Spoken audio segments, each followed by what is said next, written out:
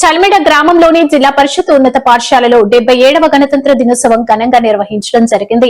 ఈ కార్యక్రమానికి ప్రధాన ఉపాధ్యాయుడు సాంగని యాదగిరి సభ అధ్యక్షత వహించారు. ముఖ్య అతిథులుగా బొమ్మెన మల్లేశం, ఉప సర్పంచ్ ఆకుల మహేందర్, వార్డు సభ్యులు, గ్రామ పంచాయతీ కార్యదర్శి నరసింహారెడ్డి మరియు వివిధ యువజన సంఘాల నాయకులు, విద్యార్థులు పాల్గొన్నారు. ఉప సర్పంచ్ ఆకుల మహేందర్, సర్పంచ్ బొమ్మెన మల్లేశం మాట్లాడారు. ఆ వివరాలు ఇప్పుడు చూద్దాం.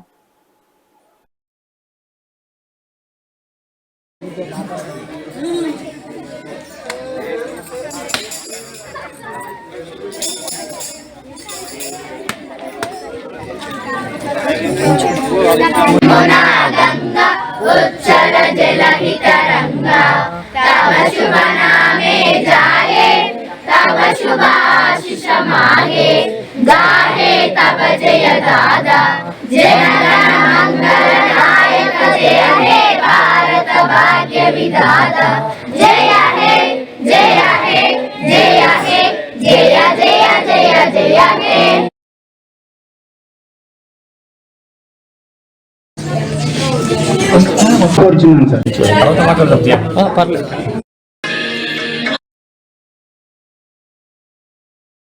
ముఖ్య అతిథిగా విచ్చేసినటువంటి గ్రామ ప్రథమ పౌరుడు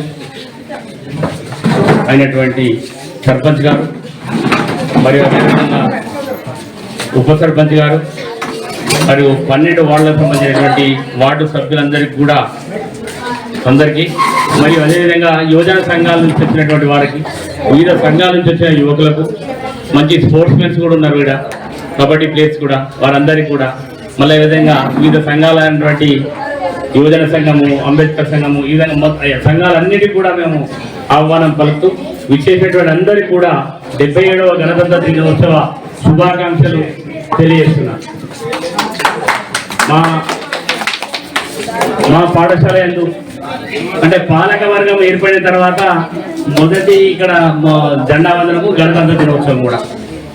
అదే గణతంత్ర దినోత్సవము మంచి సంకేతానికి సింబల్ అయింది. ఎందుకంటే కార్యవర్గం ఉంటేనే గణతంత్ర దినోత్సవానికి శోభ.